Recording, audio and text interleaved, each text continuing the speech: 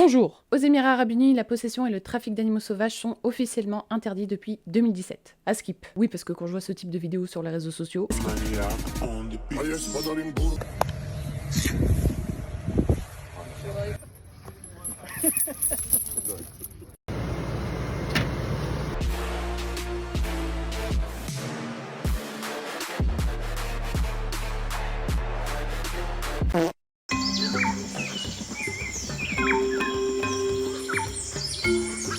pas mal de personnes de la péninsule arabique, notamment des membres des familles royales, postent des vidéos les mettant en scène avec des lions, des tigres ou alors des guépards. Tous ces animaux vont être des symboles de prestige encore plus efficaces sur les réseaux que les voitures de luxe ou alors des selfies avec les stars. Malheureusement, pour la majorité de ces animaux, ils vont être quasiment tous issus de trafic, donc qui vont remonter jusqu'au Somaliland, donc dans la Corne de l'Afrique, où les autorités des ONG luttent tant bien que mal pour essayer d'y mettre fin. Donc dans les pays du Golfe, jusqu'à récemment, c'était pas rare de voir des animaux sauvages se balader dans les rues, passer leur tête par la fenêtre des voitures de leurs propriétaires ou alors se baigner sur des plages publiques. Alors bien évidemment, ces pratiques sont toutes condamnées par les défenseurs des animaux et d'ailleurs sous leur pression en 2017, les Émirats Arabes Unis ont donc officiellement interdit la possession et le trafic d'animaux sauvages. Mais malheureusement, le phénomène il est tellement répandu que vous avez encore beaucoup de riches propriétaires qui possèdent toujours des félins en guise d'animaux de compagnie et ce grâce à ce qu'on appelle un passe-droit. Donc, les animaux les plus prisés sont bien évidemment les plus dangereux. Donc, les lions, les tigres, les léopards, les guépards ou encore des hyènes. Et tous ces animaux vont se retrouver dans la plus grande des majorités dans des appartements. Par exemple, vous avez cette femme qui possède chez elle dans un petit appartement 2 guépards, d'autres qui vont faire leur crise en voulant acheter des animaux comme de vulgaires objets.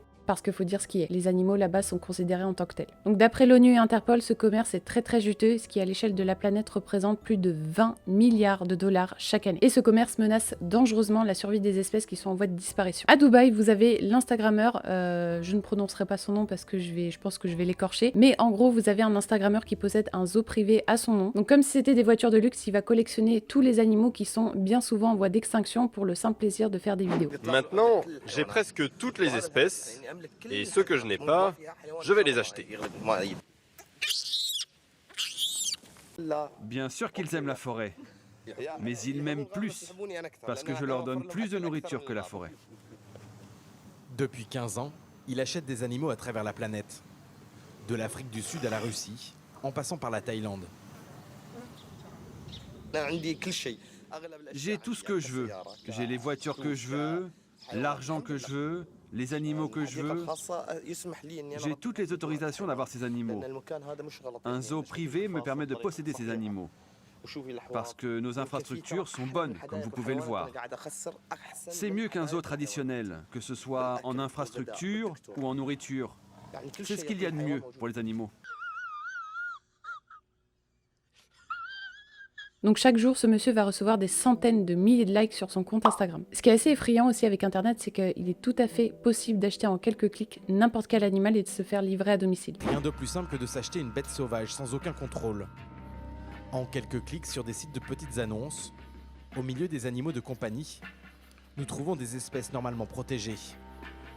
Contactés par WhatsApp, les vendeurs nous offrent très vite toutes sortes de félins. Cet homme propose un guépard de 4 mois pour 3 500 €. Cette femme, toute une portée de lionceaux blancs, vendue 2 500 € l'unité. Tous restent vagues sur la provenance, mais disent pouvoir nous livrer aux Émirats à l'adresse de notre choix.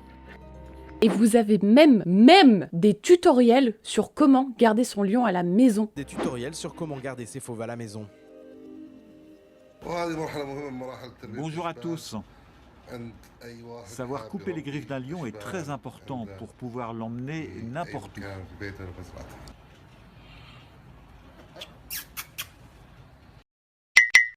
C'est une question de portefeuille et d'ego, il faut bien se dire ça. C'est la plupart des gens qui font ça. Mais j'ai été en visiter un notamment qui s'appelle, alors désolé pour ma prononciation si j'écorche son nom, mais Bunooh il s'appelle, c'est B-U plus loin N-O-O-H. Ouais. Le gars, il est sur Instagram et tu le vois poster de ses photos. Alors de temps en temps, il a son double XL American Bully à côté de lui, puis il a et dans la photo suivante, il a un de ses tigres blancs.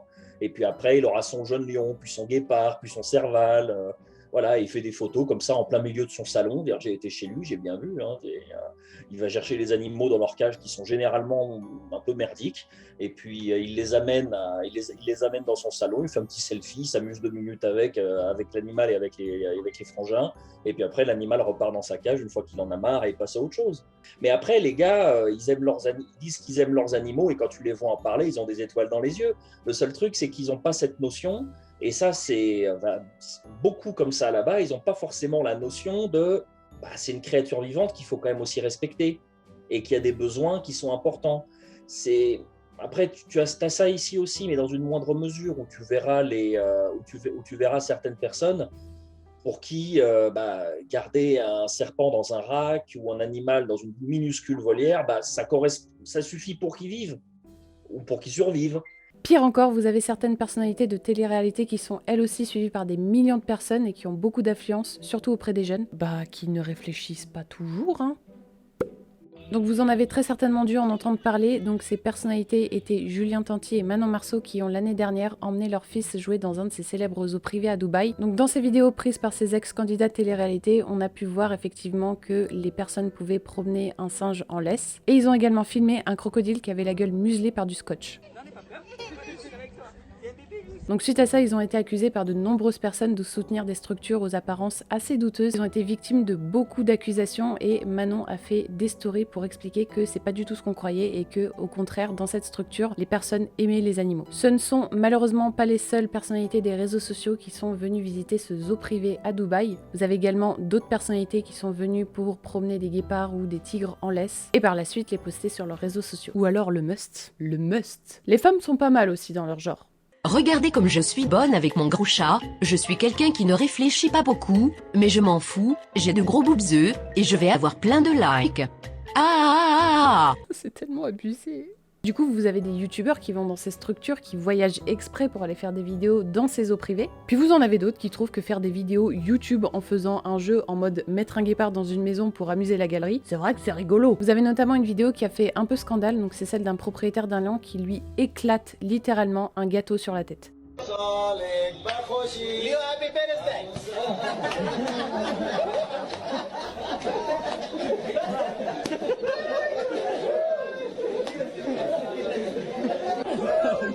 Donc cette vidéo a été sujette à de nombreuses critiques, d'ailleurs vous le voyez, hein, notamment le lion, il sait pas ce qui lui arrive, il essaye d'enlever le gâteau à l'aide de ses pattes. Vous avez aussi des restaurants qui maintiennent des animaux enchaînés pour le plaisir des clients. Enfin bref, vous l'aurez compris, c'est totalement un autre monde. Ce qu'on ne sait pas, c'est que malheureusement, lors de ces importations, notamment chez les guépards, puisque le guépard c'est un peu l'animal phare de ces pays, vous avez un seul bébé guépard sur 4 qui arrive à destination vivant. Ce que je vous propose, c'est qu'on regarde ensemble des extraits de reportage pour vous montrer un petit peu l'ampleur du phénomène. Un lionceau sortant d'une Bentley, voilà qui devrait séduire Dina. Oh, salut toi, mon petit chéri. Cette jeune héritière koweïtienne de 24 ans est à la recherche d'un nouvel animal de compagnie un peu particulier. Hello, come on, hello. Très mignon le lionceau, mais Dina semble plus attirée par la suite du programme. Il va falloir fermer la porte parce qu'il y a un plus gros qui arrive, si vous voulez venir voir.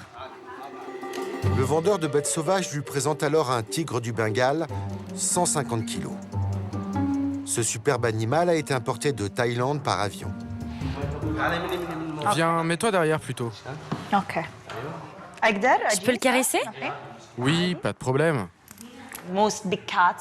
La plupart de ces gros chats viennent de deux façons. En camion depuis l'Arabie Saoudite ou par avion. Le prix moyen est de 10 à 20 000 euros. Cela dépend de la race. Il y a des tigres blancs, par exemple, qui sont évidemment beaucoup plus chers. Et là, on parle de prix de plus de 30 000 euros. Dina ne trouve pas le tigre du Bengale à son goût. Il fait sa sortie sous l'œil inquiet des domestiques. Peu importe, les vendeurs ont tout ce qu'il faut dans leur véhicule garé en pleine rue. Exit le tigre. Voici le plus beau produit de leur collection, l'animal le plus rapide au monde, le guépard. Une espèce en voie d'extinction. Dina veut tous les voir, Son palace devient alors le théâtre d'un véritable défilé de félins. Guépard, tigre ou léopard, Dina hésite encore. Le bébé guépard est moins imprévisible. Quand il joue avec nous, ses égratignures sont minimes, alors que le bébé lion, lui, est beaucoup plus dangereux. Il vous griffe vraiment. Dans cet environnement hostile, le guépard, lui, a l'air stressé. Il cherche une porte de sortie et en quelques secondes, sa nature sauvage reprend le dessus. Hey! Hey! Hey! Ok. Mais Dina ne se démonte pas. Elle reste incroyablement sereine. Sa famille a cédé à son dernier caprice. Elle a finalement craqué pour ce bébé léopard. Il n'en existe que 2 au Koweït. C'est un léopard. Il est très jeune. Beaucoup de ces gros chats sont retirés à leur mère avant leurs 2 mois. L'objectif est qu'ils s'adaptent au contact humain et qu'ils créent un lien avec leur propriétaire le plus tôt possible. Sa passion pour les animaux, Dina la tient de sa mère, Rim. Cette passion, ça vient de l'intérieur. J'ai éduqué mes filles comme moi. Elles aiment les animaux. Les animaux sont si doux à l'intérieur que ça les rend humains. Posséder chez soi un léopard ou un lion, c'est pour Dina aussi simple qu'acquérir une voiture de luxe ou un nouveau bijou. Les gens sont prêts à tout pour avoir ces gros chats, parce qu'ils sont le luxe ultime. Prenez le léopard de Cartier et voyez le tigre de la marque Bulgari. Ce symbole du luxe, on veut se l'approprier, comme on veut aussi des animaux de compagnie. J'aime les avoir autour de nous. Ça nous rend heureux. Ça me rend juste heureuse. Dans ces pays, vous avez le guépard qui figure parmi les animaux les plus appréciés. Ce félin, dont il ne reste plus que 10 000 individus en liberté, est très prisé pour sa docilité quand il est petit, parce qu'il est tout à fait possible de jouer avec et de le laisser en compagnie des enfants, chose que vous ne pouvez pas faire avec un lion ou un tigre. Comme il est rare que les guépards se reproduisent en captivité, les trafiquants en prélèvent chaque année dans les milieux naturels pour les revendre. C'est d'ailleurs la principale cause de la disparition d'une des sous-espèces de guépards en Inde. Tout ça pour arriver jusque dans la péninsule arabique, donc ces derniers sont mis en cage, transportés dans des containers dans des conditions dont vous n'avez même pas idée. Imaginez-vous des guépards enfermés dans des toutes petites boîtes à plusieurs dedans qui traversent des déserts sous une chaleur, ils ont ni à boire ni à manger. Alors faut pas s'étonner qu'il y en ait qu'1 sur 4 qui arrive vivant. Et comme je vous disais, si vous habitez là-bas et si vous voulez un guépard, c'est vraiment pas compliqué d'en acheter, il suffit simplement d'aller sur le net et en quelques clics vous pouvez tomber sur plein de petites annonces. On a le cas dans cet extrait d'une journaliste qui va simuler une demande par téléphone à un vendeur. السلام عليكم. الطلب اللي تبغين ذكر تبغين انثى ما تفرق يعني من افريقيا. مورد احنا عن طريق موقع مع واحد من الشباب وعندنا واحد ساكن هناك برضو. انا اخذت من عندهم فوق ال 80 حبه. À l'intérieur, l'un des guépards du jeune vendeur. C'est une femelle de 18 mois, très agitée. Elle a été importée de Somalie.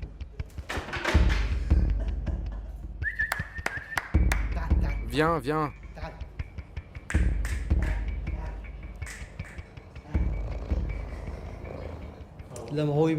Si tu veux, je te la vends 9 000 €. Si tu préfères, je peux même faire venir un guépard d'Afrique. Et je te l'envoie en France. Ahmad s'est lancé dans le commerce de fauves il y a 7 ans. Ce business lui rapporte gros. Donc tous ces animaux sont prélevés à l'état sauvage et hop, direction Lacan de l'Afrique, où ici vous avez l'état semi-autonome du Somaliland qui est cette fameuse plaque tournante de ce trafic. Pour défendre cet animal, vous avez l'ONG The Cheetah Conservation Fund, donc le CCF, qui tente, elle, d'éviter l'extinction de cet animal. Le remarqueur ainsi que les vétérinaires vont travailler très dur au quotidien pour essayer de soigner les guépards qui sont arrachés aux griffes des trafiquants. Ne serait-ce qu'en 2020, l'ONG a récupéré une 40aine d'animaux qu'il faut nourrir et surveiller 24 heures sur 24. Parce que par exemple, même si vous avez un bébé guépard qui a été recueilli et qui a tous les soins adéquats, son pourcentage de chance de survie va être de 30%. Peu à peu, vous avez les autorités du Somaliland qui commencent à prendre conscience que la défense de leur patrimoine naturel est primordiale. Alors le plus triste dans tout ce trafic, c'est que les animaux sont évidemment arrachés à leur environnement sauvage et ne pourront jamais retrouver la liberté. Pourquoi ils ne pourront jamais retrouver la liberté?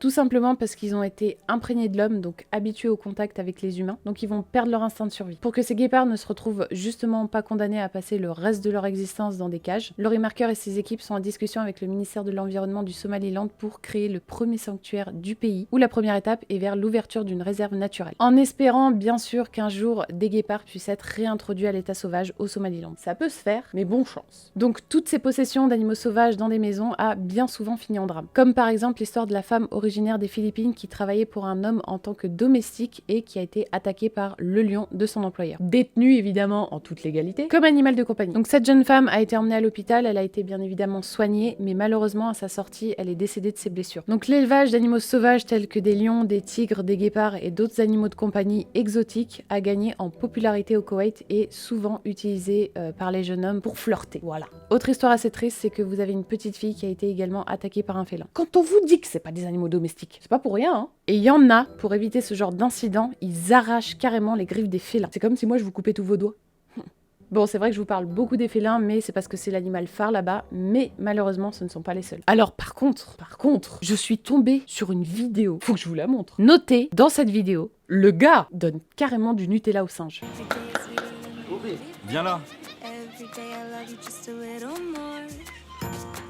Et sorti de sous la table, un chimpanzé habillé en petit garçon.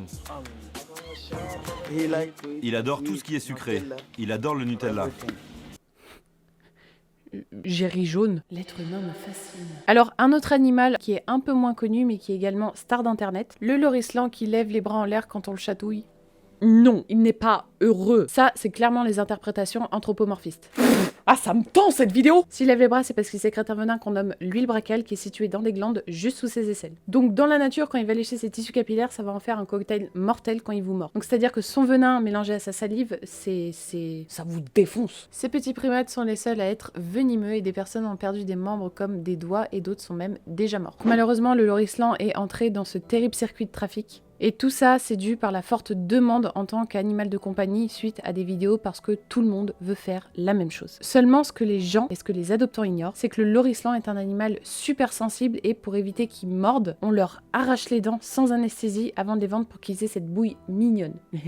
Mais ça c'est pareil, personne ne le sait parce que quand on va leur arracher les dents, vous avez un bon nombre d'entre eux qui meurent suite à des infections. Donc à notre échelle, c'est tout à fait possible de faire avancer les choses. En effet, tant qu'il y aura de la demande pour ce genre d'activité ou pour avoir de nouveaux animaux de compagnie dont la place n'est pas dans une cage à la maison, mais dans la nature, alors le trafic d'animaux ne cessera jamais. Alors il y a aussi le tourisme qui a un réel gagne-pain pour les trafiquants. Souvent mal informés, les touristes rentrent chez eux avec des mygales, des perroquets ou encore des serpents et les moins aventurés achètent des objets en ivoire, des peaux de serpent, des carapaces de tortues, etc. Il va y avoir deux conséquences principales à tout ça. La première étant de chercher sur le web des ventes d'animaux sauvages en tant qu'animal de compagnie chez soi ou juste pour faire décoration à un anniversaire ou à un mariage. Bien que ça ne soit pas trop courant puisqu'il faut avoir les moyens de financer pour arriver jusqu'à la transaction. Mais c'est quand même une pratique qui est rencontrée dans certains pays. Seconde conséquence, c'est le souhait de vouloir faire pareil. Et donc tout ça va se traduire par des selfies avec des animaux ou des activités touristiques pour s'amuser avec, tout en les prenant pour ce qu'ils ne sont pas. Des jouets. Prenons l'exemple de la Thaïlande. Vous connaissez sûrement tous le Temple des Tigres qui accueillait autrefois de nombreux touristes pour ce genre d'excursion, donc c'est-à-dire se prendre en photo avec des tigres, pour jouer avec, ou alors faire des balades à leur côté. Et l'ironie du sort dans tout ça, c'est que la plupart du temps, ce sont des gens qui aiment les animaux, et qui évidemment ne se doutent en aucun cas de ce qui se cache derrière toutes ces activités géniales. Donc tout ce temple était géré par des bouddhistes. Certains soupçonnaient déjà que les tigres étaient drogués de manière à ne pas agresser les touristes. Alors vous aviez également un autre facteur qui expliquait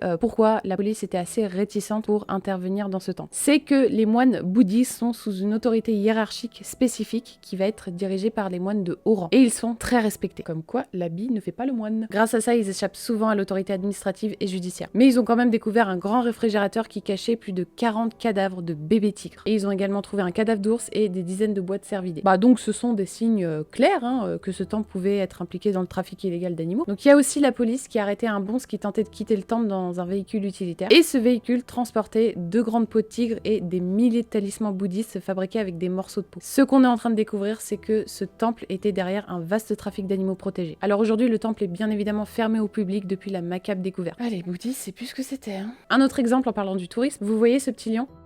Et bah la personne lui a en fait cassé les pattes pour que les touristes puissent prendre des selfies avec. Vous avez également une vidéo qui est assez dure à regarder où on voit le petit lion qui tente péniblement de remarcher. Donc le petit avait bien évidemment quelques semaines quand il a été arraché à sa mère pour qu'on puisse justement le faire poser pour faire des photos avec les touristes. Comment on peut faire ça? Donc après avoir exploité le lion pour les intérêts humains, l'été dernier, on lui a cassé les 2 pattes pour qu'il ne puisse pas s'enfuir pendant le spectacle. Le petit lion serait tombé par la suite malade puis aurait été torturé et battu par les personnes qui le géraient. Et en plus de ça, ils ont gravement blessé sa colonne vertébrale et l'ont laissé au bord de la mort. Le petit lionceau a été laissé dans une grange froide et sale de la région russe du Daghestan alors qu'il était carrément incapable de bouger. Donc ce petit lion porte un nom, c'est Simba. Il a également souffert d'escarres, d'occlusion intestinale et d'une atrophie des muscles des membres postérieurs. Heureusement, le petit a été pris en charge et sauvé et il est capable maintenant de remarcher. Alors il y a même également le président Vladimir Poutine lui-même qui a demandé l'ouverture d'une enquête criminelle pour les violences qu'a subi le petit lionceau. Alors même si vous avez de nombreux États qui ont fait le nécessaire sur les bases législatives et réglementaires, bah il manque quand même des moyens afin d'arriver à mettre en application ces lois. Donc vous l'aurez compris, les sanctions encourues sont souvent très faibles et pas toujours appliquées, si ce n'est que par des amendes. Il faudrait des services répressifs avec des moyens nécessaires et un système de justice pénale, mais également une volonté politique de réduire la corruption. Aujourd'hui, c'est malheureusement très facile de trouver et de vendre tout ce qu'on veut sur le web, et vous avez la multiplication des réseaux sociaux qui entraîne un risque supplémentaire pour les animaux sauvages. Et c'est vrai, on peut pas le nier, c'est quasiment aussi simple d'acheter n'importe quel animal sur internet, notamment des reptiles, que de commander de nouveaux meubles pour son salon. Alors malheureusement, les périodes des marchés noirs et des ventes en arrière-boutique laissent une grande place à celle d'internet. Les trafiquants vont se servir de ces nouvelles technologies pour multiplier leur trafic et faciliter leur e-commerce sur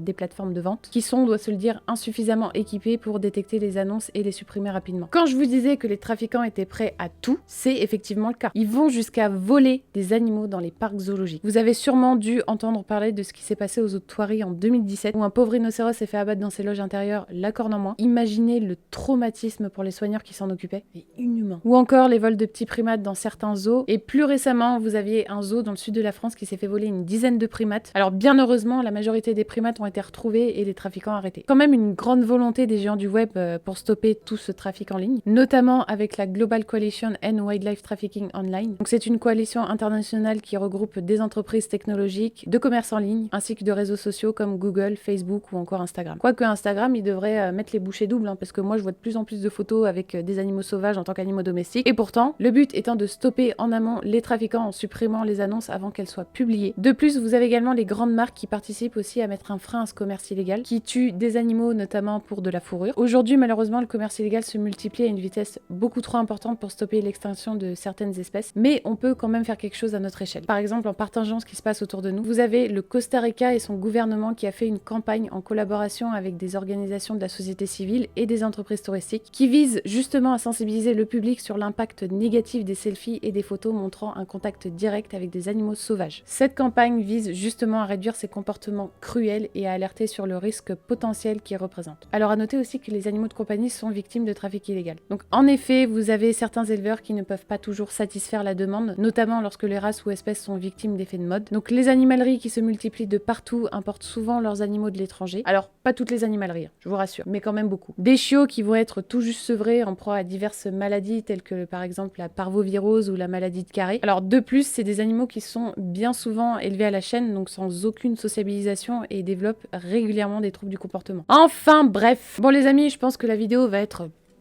trop longue, mais il y avait tellement de choses à dire et il y a encore beaucoup de choses à dire. Malheureusement, je vais pas tout vous énoncer dans cette vidéo, mais voilà, c'est un sujet qui me tient beaucoup à cœur puisque les animaux sont quand même des êtres vivants et sensibles et le fait de les considérer comme de simples objets, ça me fout en rogne. Mais voilà, je tenais à faire cette vidéo, donc j'espère que je vous ai pas trop miné le moral. Mais voilà, j'ai trouvé quand même essentiel de mettre les gens au courant que tout ce que vous pouvez voir derrière une belle photo Instagram ou sur les réseaux sociaux, c'est pas toujours tout beau tout rose. Alors, dernière petite chose avant que je termine cette vidéo. Il y a quelques mois, je crois 2 mois ou si ce n'est plus, j'ai mis une cagnotte en ligne pour du matériel vidéo puisque je vais de plus en plus réaliser des reportages animaliers comme celui par exemple des loups que je suis toujours actuellement en train de faire. Alors pour certains, oui, c'est un petit peu long, mais comme je vous ai dit, il me manquait des rushs, donc je vais retourner d'ici le mois de février dans le sud, accompagné de quelques personnes pour terminer certaines prises de vue. Donc si le cœur vous en dit, vous pouvez aller checker l'annonce, je vous mets le lien dans la description et vous allez le voir dans l'annonce, vous avez le détail du pourquoi, du comment je fais appel à vous. Et si jamais vous avez la flemme de lire, que je peux comprendre, je vous mets juste ici une vidéo explicative du projet. N'hésitez pas bien sûr à mettre un petit pouce bleu si cette vidéo vous a plu et partagez-la en masse pour mettre les gens au courant. Et bien sûr, à vous abonner juste en bas. Salut! N'oublie pas encore une fois de t'abonner à la chaîne, parce que je me suis vraiment cassé le fiac pour faire cette vidéo pour enrichir ta culture. Voilà, sinon la prochaine vidéo sortira bientôt. Donc raison de plus de t'abonner pour ne pas la rater. Gros bisous, Lily Wild the best.